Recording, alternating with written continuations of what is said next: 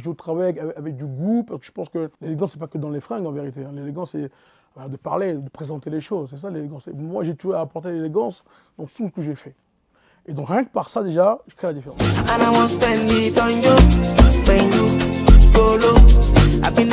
Je m'appelle Sergio Simon Defonti, j'ai 42 ans, je suis marié, 2 enfants et j'ai fondé Eskem Aménagement.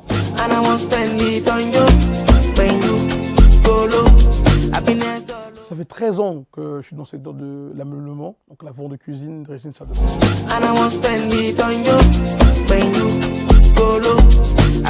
Alors, un cuisiniste, c'est quelqu'un qui va concevoir un espace de cuisine, mais je vais m'étendre un peu plus loin en dessinant plusieurs pièces, notamment la cuisine, le dressing, salle de bain, et on va plus loin que ça, en permettant d'aménager chaque espace d'une maison.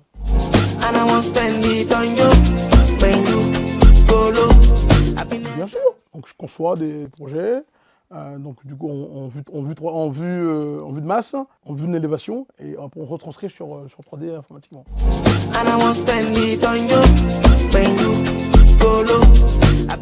Ils veulent pas ce qu'ils retrouvent chez tout le monde. C'est-à-dire qu'aujourd'hui, la première chose qu'ils veulent concrètement, au-delà du produit, c'est un accompagnement précis, pointu de leur projet. Aujourd'hui, un commerçant vend un produit X, mais aujourd'hui, j'aimerais amener mes clients dans un processus de vente où on va l'accompagner de A à Z pour qu'ils se sentent à l'aise dans chaque recoin de notre showroom. C'est ça en fait que je rachète chez nous.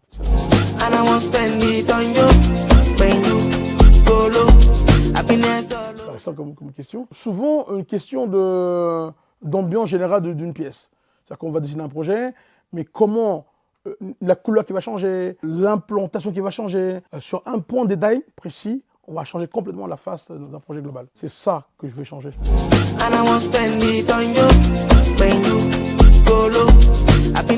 Je pense que je suis le seul noir à faire ce que je fais. Je pense être, en tout cas dans l'Île-de-France, être le seul noir à créer ma propre marque pour commercialiser donc des cuisines, des dressings, salle de bain. Et le seul évidemment à avoir ce genre de showroom, en tout cas dans l'Île-de-France, le seul. Et avoir à travers la France, je pense être le seul.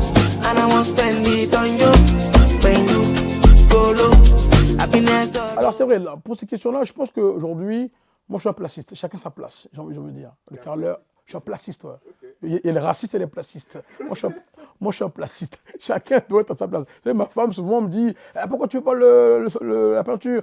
Je lui dis non, je ne suis pas un peintre. Pourquoi je ne fais pas un carreleur? Non, je ne suis pas un carreleur. Donc aujourd'hui, c'est vrai que la population africaine n'est pas présente dans le bâtiment. Il y a d'autres populations qui sont beaucoup là-dedans. Okay, et encore moins sur la partie conception d'espace que je fais.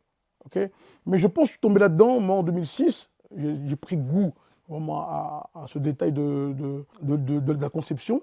Grosso modo, mon métier rassemble 3 pôles.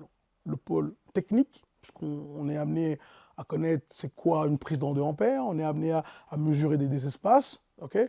Le pôle artistique, donc on présente des beaux dessins, des beaux projets pour donner envie aux gens, et le pôle vente. Donc ces 3 parties-là font de nous, du coup, des agenceurs d'espace, en tout cas pour ma part, cuisiniste. Et je pense qu'il n'y a pas beaucoup de noirs parce que peut-être beaucoup d'hommes ne s'intéressent pas à ça, tout simplement. Mais je pense que n'importe qui, avec la volonté, comme tout, hein, avec l'application, comme j'ai eu à le faire pendant plusieurs années, je suis impliqué, rigoureux dans mon travail, et j'ai pu réussir.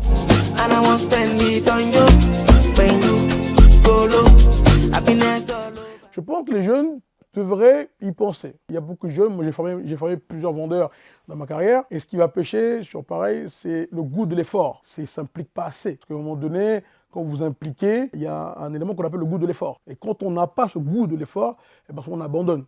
Et c'est un métier difficile, c'est vrai. Parce qu'encore une fois, je l'explique tout à l'heure, il y a 3 pôles, le pôle technique, le pôle artistique et le pôle vente.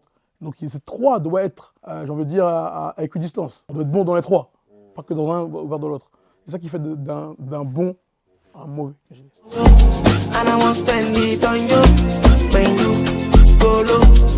n'y a qu'à voir les espaces.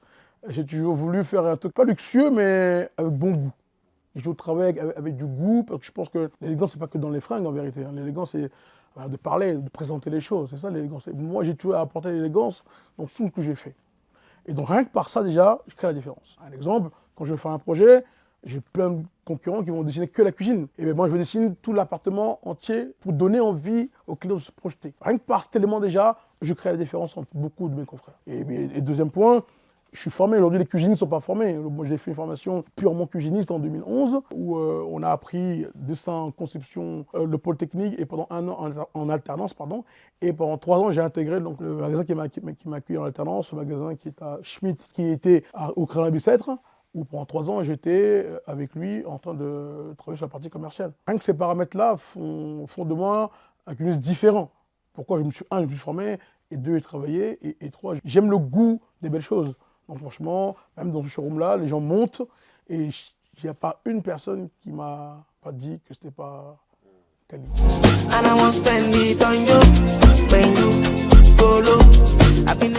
Clairement, aujourd'hui, très bonne question que tu poses là.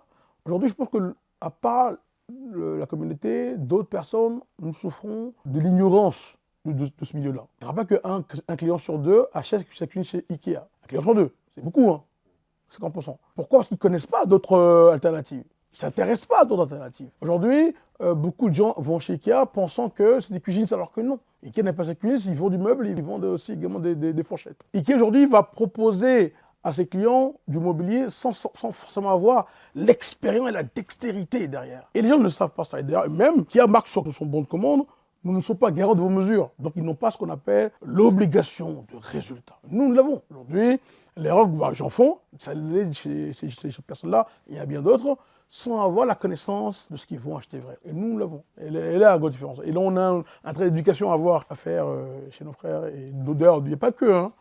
Beaucoup de personnes vont gonfler ces stats-là alors qu'on peut faire beaucoup de choses.